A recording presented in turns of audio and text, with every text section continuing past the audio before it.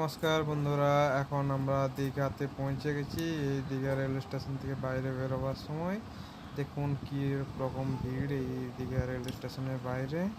সব এরা ঘুরতে এসছে। এখন আমরা পৌঁছে গেছি দীঘা জগন্নাথ মন্দিরের কাছে। আমরা রুমের উদ্দেশ্যে যাচ্ছি।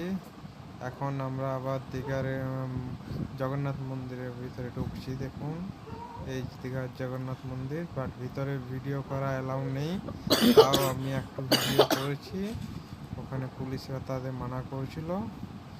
এই দেখুন বাইরে থেকে ভিউটা, বাইরে থেকে কীরকম লাগছে দেখুন। খুব সুন্দর পরিবেশ, প্রচুর ভিড়, সব টুরিস্টদের সমাগম।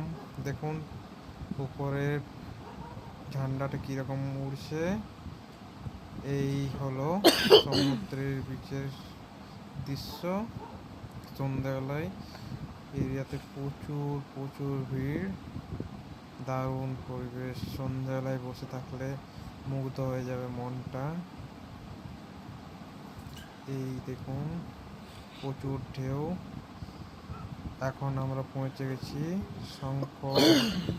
শঙ্করপুর বিচ। এটা হচ্ছে শঙ্করপুর বিচ।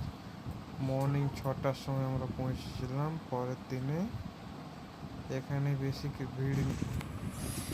এই দেখুন এটা হচ্ছে শঙ্করপুর বিচ। এই বিচটা খুব ফাঁকা আছে এখন মর্নিং 6টার সময়। ভালো জায়গা, খুব সুন্দর ঢেউ আসছে দেখুন, খুব ফাঁকা পরিবেশ।